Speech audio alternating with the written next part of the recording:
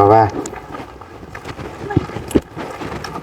โอเคเก่าก็อยู่ในการไทยก็อยู่ในยังกับเขาวบ่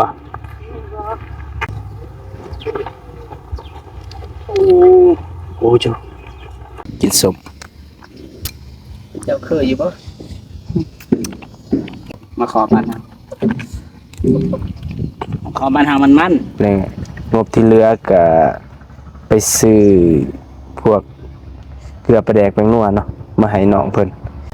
ตัวงบบ้านนี่เพิ่นก็ว่าเบิ่งก่อนเพียงเนาะเพราะว่าเพิ่นก็งบบ่หลายเพิ่นก็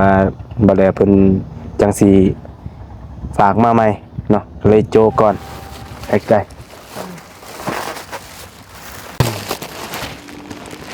ปลาแดกเนาะโลนึงซอจักเดือนกินครับ ลายเติมจ้ะ โลนึงเนาะกินจักเดือนนะ พุดตีแหละ ซองเลย กลุ่มจักเดือนละแป้งนัวเนาะน้ำปลาน้ำตาลเกลือเนาะครบสุดอาจจะได้หลายเดือนอยู่เด้อ700,000เป็นหยังเนาะไปพรให้เพิ่น โดยขอบใจละลายเด้อทางเมอยู่สหรัฐ บ่ฝรั่งเศส ฝรั่งเศสที่ว่าซื้อเครื่องคองมาแล้วก็ซื้อตู้ใส่เครื่องใส่ถ้วยมาให้น้องขอให้อยู่ดีไม่แห้งให้ร่ำให้รวยให้สุขให้หมานปรารถนาสิ่งใดขอให้ได้สิ่งนั้นไป พามาบรรลุกาเดินทางก่อนพี่น้องเลยเขาไปหาสนุบ่มีกามีแจงการจักหน่อยเนาะมีการเปลี่ยนแปลงนั่นแหละก็เลยสิไปบอกกล่าวที่จริงเขาก็บอกน้องเรียบร้อยแล้วเนาะเลยมื้อนี้ก็สิไปเว้าสู่ FC พังนำเนาะเลยสิไปอธิบายสู่กันฟังไปเดินทางกราบทักทายสบายดีเด้อพ่อแม่พี่น้องเนาะเบิดสุขุสุคนบ่ว่าสิอยู่ทางในหรือก็ต่างประเทศเนาะก็ยินดีต้อนรับเข้าสู่ช่องบาเตียงทองเนาะแชนแนลคือเก่าพี่น้องเอ้าทางบ่มีก็มีของมาให้หน่อยหนึงเนาะแล้วก็เฮาก็สิอธิบายเกี่ยวกับเรือนกับซ่านเนาะหลังจากที่ว่าเฮามาแจ้งมื้อนั้นแต่ว่ามีการเปลี่ยนแปลงเนาะเปลี่ยนแผนการเนื่องจากเฮาได้ร่วมกับผู้ใหญ่เพิ่นแล้วเนาะเพิ่นก็ตกแตกแบบใหม่เนาะก็เลยสิมาชี้แจงสู่น้องเพิ่นฟังก็เลยเข้ามาหาน้องเพิ่นตอนนี้น้องเพิ่นก็ยังอาบน้ำให้ลูกอยู่แต่ว่าจากนั่งหม้องนี้เนาะบรรยากาศใหม่อากาศดีเลยพี่น้องนี่เนาะมื้อนี้ก็ฝนบ่ตกนั่งนี่ก็คักเรื่องแต่ว่าเตียงมันตากฝนก็สิหักเลยมีสาดบ่มาเก็บนั่งนี่เนาะนั่นคือนะ บรรยากาศมาซะ เดี๋ยวบรรยากาศใหม่ก่อนพี่น้องให้เพิ่นเอาศาสตร์เก่าๆมาปูไปนะ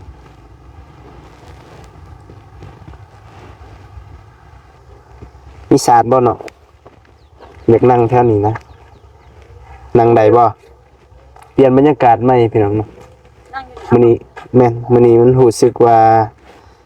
อากาศโปร่งนะขึ้นเฮือนไรมันแออัดสัตว์เก่าแล้วว่าโอเค เก่าก็อยู่ในการไทยก็อยู่ในเก่าวันนี้เก่านั่งมันเป็นรอบซอนั่งมันงอแบบนี้ ว้าวเอ้าลูกโอนเลยหาลูกเลย โอเคให้น้องเพิ่นเดี๋ยวเบียกก่อนเดี๋ยวอ้าวเฮ็ดยังน่ะได้ยังโอ้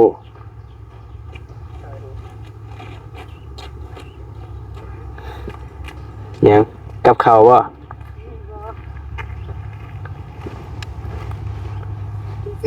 มาเด้อ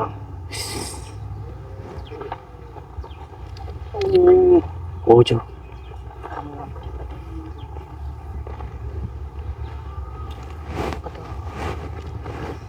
มาเคาะ นั่ง เอาตังค์ได้ตังค์เดี๋ยวนี้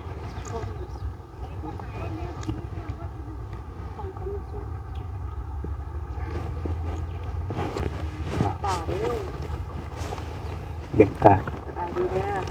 สวัสดีอีกครั้งหนึ่งว้า ตัดคลิปกันแป๊บนึง ดูเลยกินเบิดเลยหลุดปลาเลย โอ้ชมปลาเลยคิดมากหลายปีแล้วพอบริยุบาลหลายปีพออยู่เขตเย็นรู้ไหม กินเบิดเปลือกได้บ่วะ ได้คอจับลองทำกับใส่ก็ดี เพื่อนจะไปใส่มาอยู่เพื่อนมา ทำนาเวียด กืนต้องกืนมึงไปจะได้ กาบมันหยาผล คือมาได้ ไหนอันนี้กืนอันนี้มันแซ่บ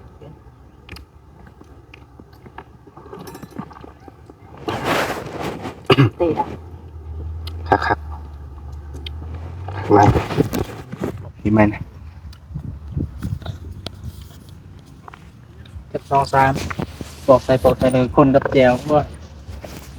อิ่มอิ่มวันนี้อิ่มแท้เนี่ย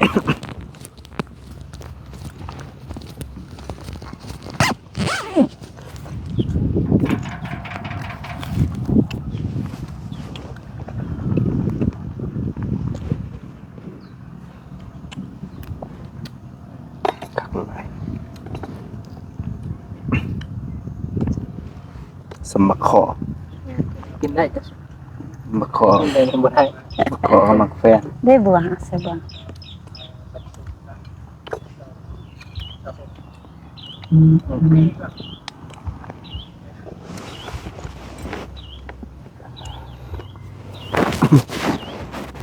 คนอยากเพียงเนาะท่านขอ อืม เป็นพี่น้องคอมเมนต์ว่าบ่สบายบ่เป็นหวัดพี่น้อยก็มีได้กินสมมันซัวเป็นหวัดตั้งแต่มือตากฝนพุ่นละตากฝนเทบานน่ะ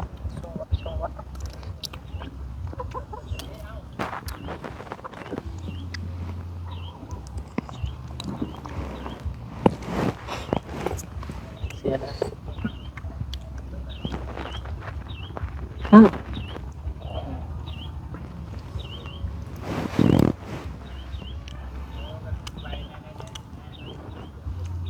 เขาคายจะได้กัน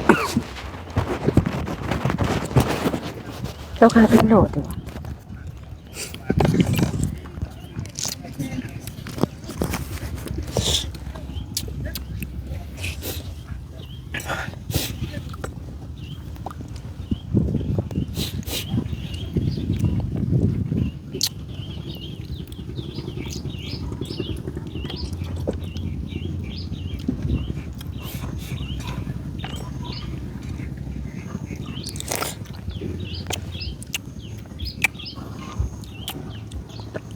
กินเปลืองนี่มันเจ็บท้อง เปลือกมันแข็งนะ มันเชื่อปาดนะ นั่นนะแต่โอเคอยู่แต่ว่ามัน ตาม รู้สึกว่ามันหยาบหยาบ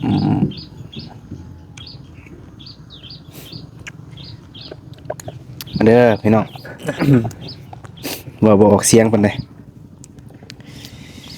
กินส้มมันนี่ก็ได้ส้มบักขอเนาะ มันมาข้อมันแบบหนึ่งเข้าอื่นนะอยู่ท่าแต่งเข้าอื่นมาข้อคือกัน ขอใบเขาบ่ แม่นตัวเขาเอาไปข้าวหนึ่งกินกับเขาข้าวหนึ่งมาข้าวต้มบ่เป็นหน่วยซัมโปรตีนนี่นะ หนึ่งก็ได้ต้มก็ได้ ขอใบเขานะ ตอนแรกเขาคือเรามาข้อสมนี่บ่ว่าอยากกินมาข้ออยากกินมาข้อนะขอโทษน้ำมันนี่แตก อยู่บ้านนี่บ่มีเนาะโกงมะขอนะ มีแต่อากาศร้อน แม่นเก็บทงเพียงพุ่นละ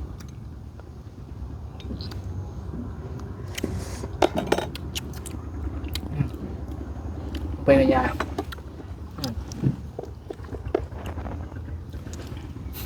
บ่ได้ไปใส่บ่มนี่ สักพัก โอ้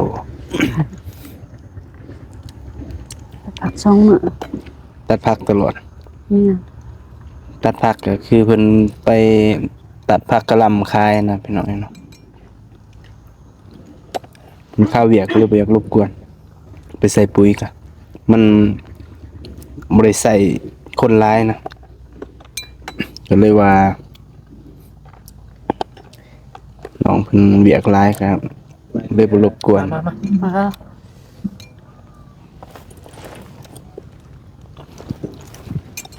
เปลือกยังแซ่บดิ โอ้ขักวะ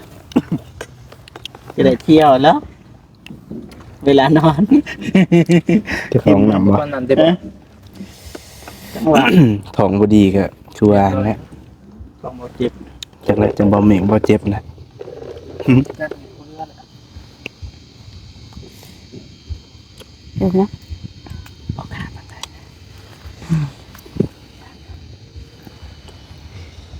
อย่านะ โอ้ อย่าสะ โอ้หนาวเลยเปิดมาก็เจอเลยโอ้เรียบถึงตาโอ้ถึงตาพ่อแม่กู เดี๋ยว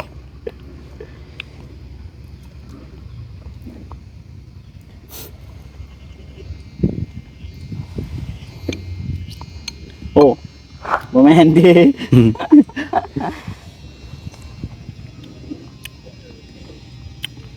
ขึ้นแล้วป่ะ กินเลย น้ำตาล คันบ่คืนบ่แสบนะฮะกินแล้วคาย กินแต่คายเนาะ พยันมันโป่งเด้อ โอ้ โป่งในซองเจนได้ พอดีแล้วพอได้เก็บมา โอ้ยรัดรัดเลยแล้วบ่เหลือเลยแบบนี้ พอได้เก็บมาคอย จะกินแต่ว่ามันโป่ง เด็ดสมอลเอครับ มันจะปรุงออกตรงไหนง่ายเจ้า มันออกกันเลย ต้องหูนี่นะออกงาเนี่ย ว่าเมกเลยเก็บกิน นั่งป่าว่าจะกินเขาจ้ะเนี่ย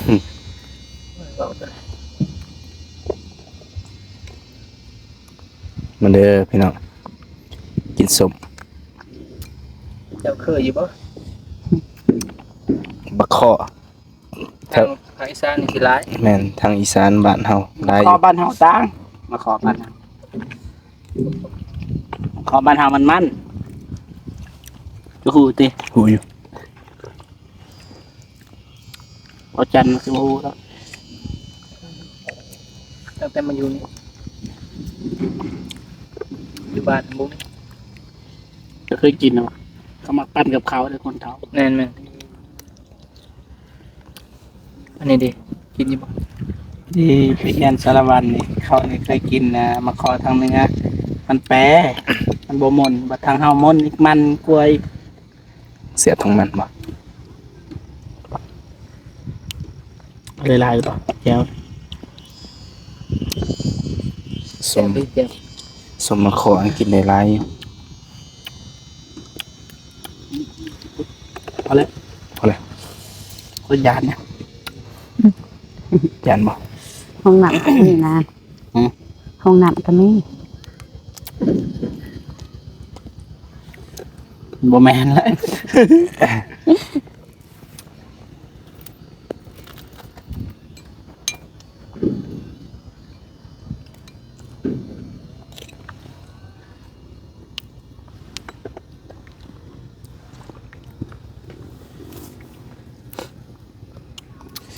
สวงเลยบัด เอาเนื้อออกแล้วกันกินแบบ เชื่อออกบ่ ตากแดด บ่แม่นตากแดดบ่ บ่กล้องเด็กๆในจะนิดหน่อย เหลือหลาย แข็งแหงนะ แข็งแห้งบ่ เขาว่าคนมี ถาม แผล มึง หลาย แข็งแห้งอยู่บ่ ไปบนหมูเลยขึ้นมาเรือ แข็งแห้ง แต่ว่า เนี่ย เรือออกแข้งๆแล้ว แข็งแห้งมันได้ อ่ะแต่แข็งแห้งมันจะออกเชื่อมีลาย หัวจะได้บ่แข็งแห้ง เอาคนเฒ่าเขาอ่ะ โบุราณบ่ นี่ คนหนึ่งตาก ลำโบราณ แอร์คนหนึ่งตากแดด เอา ดู ผู้ ตาก ตาก แอ แอ ร์ ร์ นักมวย ให้ไป เหมือนเนาะ ตากแดดเบิ่งเสียนนกก่อน เนาะผู้ตากแอร์นี่นักมวยแบบนี้ ผู้ตากแดดเหงื่อออกขึ้นมา อันนี้มันบดตายตัวนะให้พูดให้นักมวยมาตากแดดก็สิยากคือกันเลยเฮ็ดเกินผู้ใดเดือ น้ำมวยก็เก้าแล้วน้ำมวยตากแดดจะบ่ตากกะยาแล้วเจอน้ำมวย และแข็งแห้งคนละแบบบัดนี้มันขึ้นกับแบบสภาพเป็นรอบต่าง เด้ กั อน พี่น้องเด้อเราสู้กันนะฮะ เมามอยเล่น ติดวิโซพี่น้อง ใครเขียนมาน้ำลายไหลนำอยู่บ่ FC ก็ได้ ๆอย่ายัวแม่ โอ้มันส้มน้อย ถึงกินและล่ะบ่มีแจวกินบ่ได้คือกัน แซ่บนี่แซวนี่ พอแล้วไม่ก็ตาย เอ้ยนะ เลยนะ เดี๋ยวบ่เจ็บพาไปคลินิกมื้อแลง ตอน12 โมงโอ้ อืม อ้าว พูดซีไหนได้บัดเดียว หมอพุ่นกินเปลือก อ่ะสิเป็นหยัง แซ่บ กินได้บ่ ด้วย แม่ มันผสม เบิ่งสิลองกินเปลือก นี่เด้ตัวข่อยแก่นะบวยเสร็จแล้ว นี่เลยกินเลยเปล่าน้อง แม่ แม่ ยำเราแล้ว แม่นบ่ ผมซื้อ ตัว มาเป็ กัน น นะ มันพอดีอยู่ในผมซื้อมันเป็นกากยำมันหยา ทำอิฐมันก็เป็น ยำ ๆเป็นหยา เป็นไงเป็นไง เสียงหยัก ทุกอย่างจะบ่เป็นไร ๆยำเบิ้นในก็ดีเลยบ่เบื่อติ บ่ ในมันนี่นะ บ่ เบื่อเดี๋ยวเว้นแล้วมันเด็ดสมอลเลยปิดตำนานเบาเมก เลือดซื้อ บ่เจ็บจำสิเอาขีบแตกละ ทีมงานนะคอยจะได้เป็นคนแหลกพอจันทร์เราตายแล้วได้เอง กักไว้บ่กักไว้เอากินโอ้ยอยู่เอาตัว คักๆยำเอาแต่บ่อยากคืน ได้สมมติว่าคม เอามา นะ ปลุกกันเลย คง ไว้ ว่า ตีคมนะ บ่คม ลอง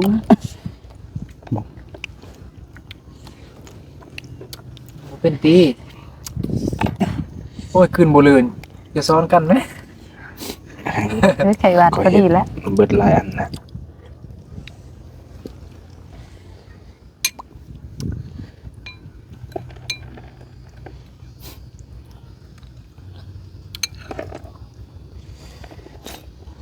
ตอนมาปลุกกันเลย โดย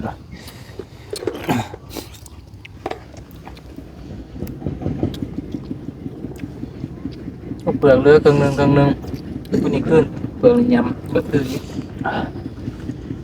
กันเล็กๆก่อน เจ็บท้องแน่นอนหับประกัน ปักกันกันหันป้าแหละ เอาปรับกัน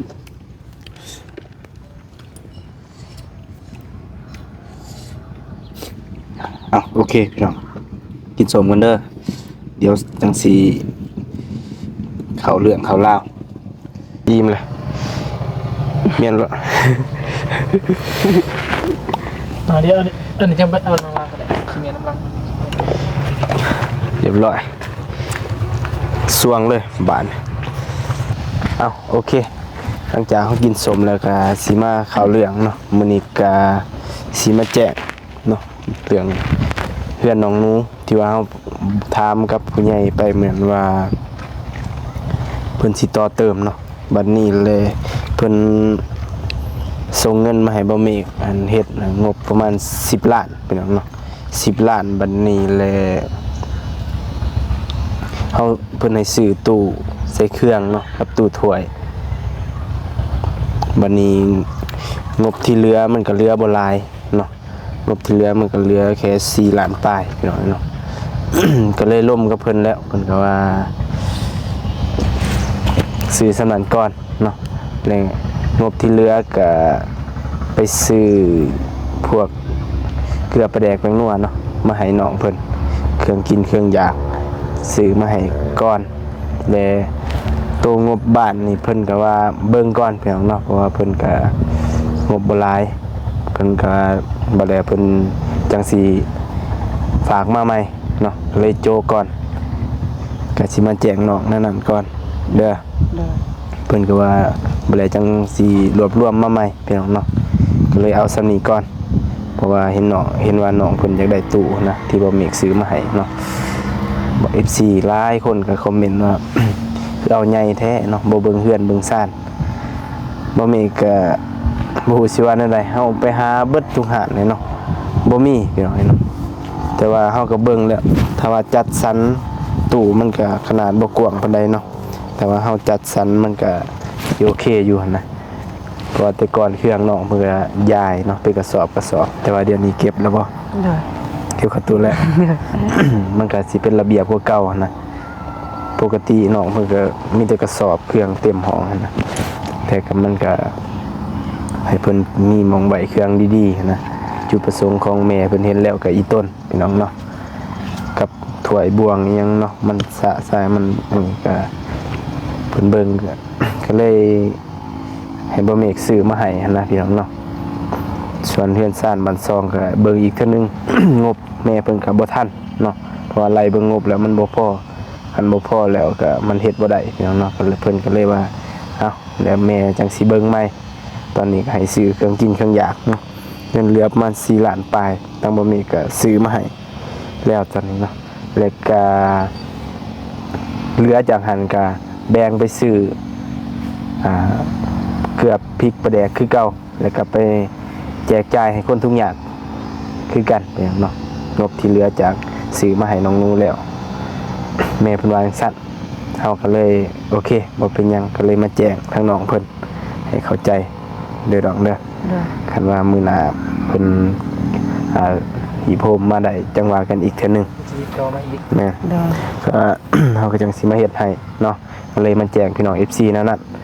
แต่น้องเพิ่นก็ได้แล้วตอนนี้ตู้ถ้วยตู้เครื่องเนาะต่อไปก็น้องเพิ่นอยากได้ตู้ซักผ้าแต่ว่ากันเป็นอะไรเลยพุ่นแหละเก็บกระพมกาแฟจังว่ากัน บอก ซื้อเองคันบ่มีถึกเลขก็จังว่าเนาะซื้อให้เนาะ 16ตึก โดยบ่ว่าปานนั้น3-400ก็ เรืออะไรนะ แม่นถึกซำใดก็ได้นะว่าแต่มันพอเนาะว่ามันพอตู้ซักผ้าซะถึงสิซื้อมาให้เนาะจะว่ากันอีกเทื่อนึง เอาโอเคไปมาเอาซื้อมา หลายเติบอยู่น่าจะกินกลุ่มประมาณเดือน2เดือนพุ่นแหละ พี่บ่ กระแจดิ พี่ตัวพี่ตัว โดยอยู่พวงมาลัยบ่ บ่อยู่หั่น เครื่องอยู่พี่ เรื่องญี่ปุ่นบ่ ใหญ่เลย เนี่ยแหละ ไกลๆวาง ก่อนก็ได้ก่อนนะ หมอบแบบประแดกอย่างเนาะ แล้วเอาจับคือเมื่อกี้จับเมื่อกี้อะไร ประแดก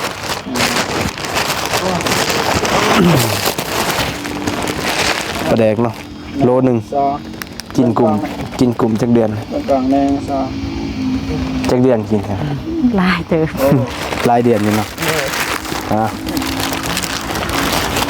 มา แกะหนึ่ง จ้ะ โอเคโลหนึ่งเนาะกินจักเดือนนะ เบิดปีแหละ เบิดปี เด็กน้อยมันบ่กินเด้กินแต่มัน ปี มีแต่แม่กินเนาะ เบิดปี เอาซักผ้ากัน 2มื้อก ลุ่มจักเดือน ลูกตอกปีบ ลูกลิ้น เป็นป้าไปห้องน้ำเลยลูกลิ้นพี่น้องเนาะ2 มื้อนี่ก็แป้งนัวเนาะน้ำปลาน้ำตาลเกลือเนาะครบสุดอาจจะได้หลายเดือนอยู่เด้อ จ้ะ ประมาณนี้เนาะทั้งเบิดทั้งมวลก็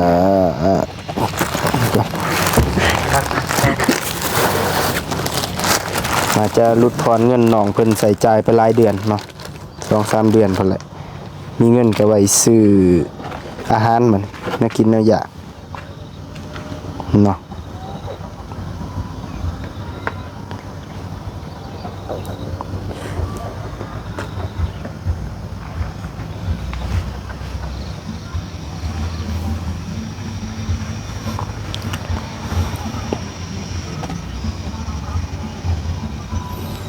พอดีเบิด700,000พี่น้องเนาะพอดีเบิด700,000กีบเด้อ โดย ก็เหลือเหมือน4.3 ล้านเหลือเงิน4.3 ล้านตอนนี้ก็ใส่จ่ายไปเบิด700,000ยังเหลืออยู่3.6 ล้านเนาะประมาณนั้น3.6 ล้านแต่ว่าแม่เพิ่นก็ให้ไปซื้อแบบนี้แหละเนาะเป็นจัดเป็นทุงยางสิพี่น้องเนาะให้บ่มีบ่นุ่งทีมงานเท่านี้แหละไปแจกจ่ายให้ผู้ทุกข์เติมอีกเนาะเพิ่นว่าแนวนั้นเฮาก็สิได้เฮ็ดแนวนั้นแหละพี่น้องเนาะตามแม่เพิ่นว่าตามจุดประสงค์ของแม่เพิ่นอยากสวยหลายๆคนแน่เพิ่นว่าเนาะส่วนเรื่องเฮือนของน้องหนูเพิ่นก็ อยากสวยอยู่ ยังสิสวยอยู่นะเอาไว้เพิ่นเก็บกำได้อีกเทื่อนึงเพิ่นก็บ่ได้รวยเพิ่นว่าเนาะแม่เพิ่นก็เกษียณแล้วเพิ่นก็มีเล็กๆน้อยๆก็อยากแบ่งปันเนาะแต่ว่าเพิ่นฮักเพิ่นแพงน้องหนูนี่เพิ่นก็ยังสิสวยมาเรื่อยๆเนาะ โดย ฮักแพงคือลูกคือหลานเห็นแล้วอีโตนเราก็ว่าอยู่กับลูกกับเต้าจะเฮ็ดจังไดก็เลยฝากทางบ่มีมาเบิ่งเนาะถามข่าวอยู่ตลอดเรื่องกับพี่น้อง FC นั่นแหละเนาะหลายๆคนเพิ่นก็ฮักกะแพงเนาะทางบ่มีก็เลยแวะมาทางนี้ก็แม่เขามาเยี่ยมมาเยือนเนาะคือเก่าแหละพี่น้องเอ้ยคันบ่มีเวียกมีงานเฮาก็ดนๆเทื่อเนาะคันได้ผ่านมาทางนี้ก็เข้ามาอยู่เนาะถ้าว่าน้องเพิ่นมีปัญหาหยังก็เพิ่นแชทใส่ก็ได้หรือว่าเฮาถามข่าวก็ได้พี่น้องเนาะคันว่าบ่เมกไปทางไกลอะนะก็ตอนนี้น้องเพิ่นก็โอเคเบิดละเนาะตอนนี้ก็มีสมาชิกเนาะมาอยู่เป็นเพื่อน สมาชิก เพิ่นมาแต่พุ่นบ่ โดย มาแต่ดักจึงเนาะ แม่น เป็นเอื้อยเป็นน้องนี่บ่ แม่น มาหาเงินทางนี้เพิ่นสิอยู่ดนอยู่บ่ ก็อยู่หดยามเก็บกาแฟพุ่นน่ะ ทางพุ่นก็มีกาแฟบ่ มันสุกประมาณเดือน1เดือน2ถึงมันนานสุกเพราะว่าอากาศมันเย็นบ่ค่ โอ้ อย นั่นน่ะเนาะ ครูปีเขามารับจ้างอยู่นี่แล้วก็จังมาเก็บ เพิ่นมาหาเงินอยู่บ้านเพิ่นบ่มีหมองทำจ้างบ่ บ่มันแต่ยามเก็บกาแฟแล้วก็ดำนาดำหายแดดเขาก็ลงมา โอ้มีหน้าบ่อยู่พุ่นก็ มีเขาเฮ็ด อืมดนแล้วบ่ได้ขึ้นดักจึงเนาะหลายเดือนแล้วพี่น้อง ลองมัน รถเจ้าบ่ ได้อยู่ ได้ หา เนาะ นุ่งนั่นแหละ ไปซ้ำกังหันลมนี่ได้อยู่คัน ได้ เขา เงินนั่นเด้เฮ็ดทงสีเนี่ย ที่ไปแจกอยู่ไสหมองเก่าบ่บั่นดักตะออกบ่รอดและรถ ดักกลางนี่บางคนถูกหยา นี่บ้านน้องก็มีเฮ็ด บ้านที่ว่ากินข้าวแล้วก็ย้ายไปนั่นน่ะนั่งกิน นั่งกินน้ำผืน คนยางอีกแบบปุยแค่นั้นนะ ไงกุมวะ ไงกุ๊บ เพิ่นเคยปฏิบัติกันมาเนาะเพิ่นเคยกินแบบนั้น ลองไปเบิ่ง แต่ว่าเฮานี่โอ้บ่ลึงแล้ว บ่ไหว บ่ไหวแล้วนั่งกินกับผืนเนาะ คือนั่งกินสมอันนี้ก็พอใคร โดย มันพาเดียวคันแบบหลายคนน่ะก็มีคนยางเล็กน้อยแล่นนี่เล่น บ่ นะ หยอกกันเตะขี้ฝุ่นขี้ไงวะ ใจเอ้าก็ดีผมเด้ อยู่บ้านเจ้าก็คือกันบ่ เคยตะกี้เฮาก็กิน อ๋อ แต่ว่ามันบ่มีแนวกินนะยามบุญยามศีลเขาจะขาหมู่ อืม บ่เขาก็เอิ้นกันมากินโตงใส่ถ้วยแล้วก็นั่ง อืม นั่งกิน ม่วนเนาะแต่ว่าม่วนเด้อย่ามาบ่ม่วน ม่วนตะกี้ อยากขาย เดี๋ยวนี้ ให้พวกพี่น้อง เขาก็ยังเฮ็ดคือกันหีดของ งานดองอหย่างเฮ็ดแบบนั้น เป็นฮีทบ่ปีนึงมี บ่งานดองบ่ได้เฮ็ดแบบ เคยปฏิบัติเคยเฮ็ดเคย แล้วมันเป็น กิน หีด มา ของเฮา เป็นฮีท นี่แล้วเขาซักเขาให้ เป็นความสิ้นเคยนี่ นี่ อ๋อ ตะกี้ อันนั้นเข้าให้เรียบร้อย นี่ เดี๋ยวไปยามแรงเลย เทื่อก็มียามบุญเดือน6อีสังเขาสรุป ไหน เขาก็เฮ็ดกัน ยามแรงแต่ว่า ยามแรงเขาก็เฮ็ดแล้วก็แบบยามแบบเฮาเฮ็ดผิดในบ้านอีสังเลยเขาไปเฮ็ด คือขางัวอิหยังคือขาหมูบ่เขาก็กิน พิธีบ่ แม่น พิมพ์แต่นาที เอามันมีหีดในบ้านเฮาสมมุติว่าแบบว่าคนอื่นเข้ามาอยู่นำเข้ามาเข้าในบ้านเฮา ตะกี้เขาก็เป็นคน แป้ง บ้าน ฮีด เฮา ก่ แต่ อน ว่า บ่ แม่นก่อนสิเข้าบ้านให้ เอาลูกหมูบ่อยู่ใน กินน้ำกัน แม่น อ๋อ ค่ะแล้วก็กินน้ำกันก็ เสียด นั่ง เลย นั่ง จะมีนะยังมีนะ ยังมี เรียนทางบ้านเฮาเขา เก่า บ่ ขอ ปะ งเดิม แต่เฮาทางนี้ปะเลยบ่ได้ชื่อเลย ไม่ใช่ว่าฉันมาทำอะไรทีนี้ มันเป็นหยังดอกไปเฮาแบบว่าคือเฮาอยากมา โอ้ ช่วย ทางนี้นี่มันป้าเลยเนาะ ปะแล้ว แต่เขามาปั๊บนี่ว่าหมูตัวหนึงอย่างเงี้ยเข้าบ้านแล้วหมูตัวหนึงบ่ไหวนะ เฮ็ดหยังกินมาเลย ขวดสิ้นหมูคือ โอ้ เก่า คือเก่าเมนูเดิม จับ มาก มือ บ่ เลย สิขวดสิ้นหยังมื้อ โอ้ เอามาแต่ส่วน ครัวนั่นครัวนี่ กินแต่ผักเด้อ เก็บแต่น้ำมันช่วงนี้นะ จะทำมา ตุ้ยละเด้น้ำหนักขึ้นสิได้50แล้ว ขอโทษ ตุ้ยบ่สำนี้ 59 49โลเลย อีกโลนึงก็ได้50 กันก็บ่เจ็บ อืมกินได้ก็ได้แล้ว50กินอีก2-3มื้อ กินแต่หมูเนาะ นี่ กระมู กิน กินหมู หลาย เบาหน่อย ๆบ่ต้องยันด้วย เดือนนั้นกระมูเด้ บ่อ้วนดอก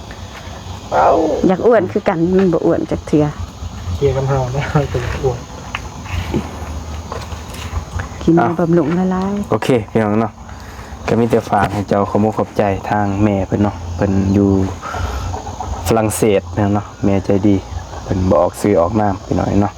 โดย ฝากขอมขอบใจให้เพิ่นแหน่อวยพรให้เพิ่น โดยขอบใจละลายเด้อทางแม่อยู่สหรัฐ บ่ฝรั่งเศส ฝรั่งเศส ฝรั่งเศสที่ว่าซื้อเครื่องของมาแล้วก็ซื้อตู้ใส่เครื่องใส่ถ้วยมาให้น้องขอให้อยู่ดีมีแห้งให้ร่ำให้รวยให้สุขให้หมานปรารถนาสิ่งใดขอให้ได้สิ่งนั้น ไปใจมาใส่กะขอให้หอดตลอดปลอดภัยเด้อสาธุ สาธุเอ้า ทางบ่มีก็ขอมขอบใจหลายเด้อเนาะทางแม่ใจดีเนาะเพิ่นอยู่สวนเขตเพิ่นก็เห็นว่าเป็นแม่ฮักเนาะเป็นแม่ฮักก็ได้ใจก็ขอมขอบใจหลายๆเนาะขอให้เพิ่นอยู่ดีมีแรงเนาะขอให้สุขภาพเข้มแข็งเนาะความเจ็บอย่าสุดใดความไข้อย่าสุมีเนาะขอให้โชคให้มานให้ร่ำให้รวย ตลอดปีตลอดไปเนาะเห็นหยังทำหยังก็ขอให้ลาบให้ลื่นสมความดังมุ่งมาตรปรารถนาทุกสิ่งทุกประการเด้อแม่เด้อเนาะเอาพอมีก็มาแจ้งข่าวทางน้องหนูก็มีประมาณนั้นพี่น้องเนาะเจ็บคอแน่เว้าเสียงบ่แห้งปานใดปกติก็เว้าคอยนะพี่น้องเนาะบัดนี้มาเป็นหวัดแล้วก็แห้งคอยลงเติมอีกใจก็ขออภัยหลาย แล้วก็ขอมขอบใจเนาะ FC พ่อแม่พี่น้องที่เข้ามาติดตามแล้วก็รับชมคลิปเนาะแล้วก็เป็นกำลังใจให้ทางบ่มีกับทีมงานเนาะมาโดยตลอดถ้ามี FC เฮาก็บ่ฮู้ว่าสิไปได้แนวใดเนาะก็ขอมขอบใจหลายๆเนาะที่เบิ่งให้แล้วก็ติดตามทั้งสองใหม่ของบ่เตียงบ่เมกเนาะขอบใจหลายเด้อ FC พอกันใหม่คลิปหน้าพี่น้องเนาะสำหรับคลิปนี้สบายดี